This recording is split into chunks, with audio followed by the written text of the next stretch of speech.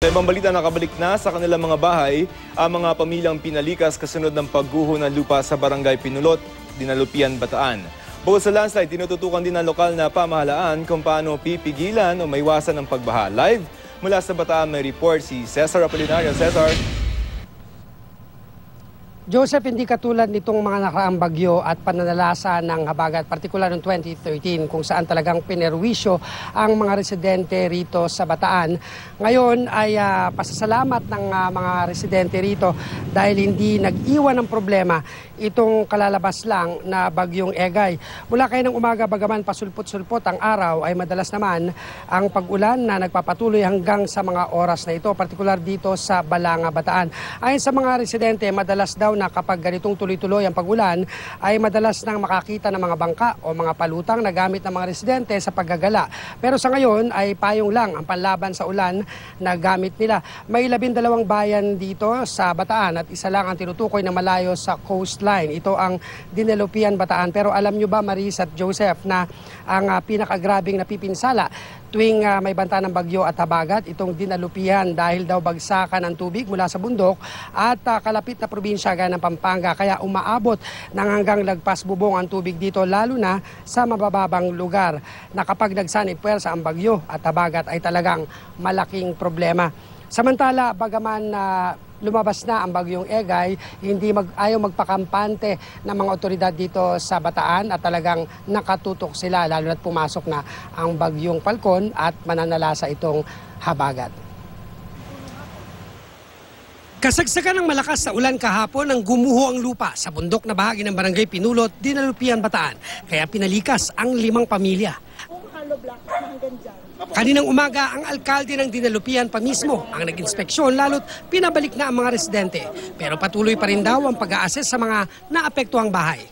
Pansamantala ay nilagyan muna ng mga sandbag itong bahagi ng pader na nasira dito sa lugar na ito para nga maharangan yung pagbagsak ng mga lupa at bato mula sa bundok papunta rito sa kabahayan. At tinihintay na lang ang endorsement mula sa Engineering Department para gawa ng paraan permanently na itong pader na ito ay hindi na muling gumuho.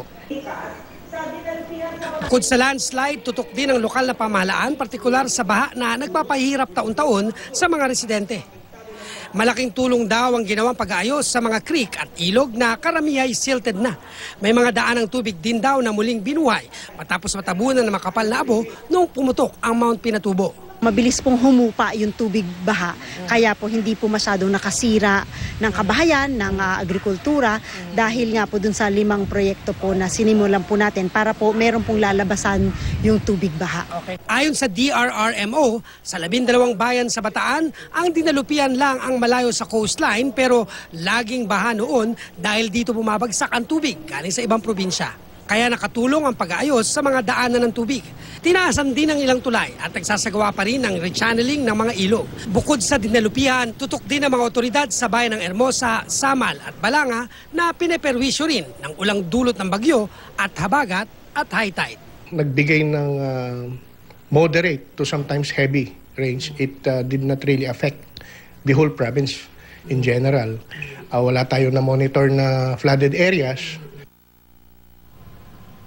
Alam mo, Joseph, noong 2013, banggitin ko lang no, na talagang may nanalasa na mga bagyo at itong habagat dito sa Bataan ay nakapagdeklara dyan si Dinalupian ng 3 state of emergency or state of calamity at talagang namroblema sila. Pero itong pagpasok ng bagyong Egay na nakalabas na at itong papasok naman na Falcon, umaasa sila na hindi na mauulit yung nangyari noong 2013. Joseph? Sir, para sa mga taga-Bataan, yung mga bata dyan, meron ba tayong impormasyon tungkol sa mga class suspension in anticipation of bagyong Falcon?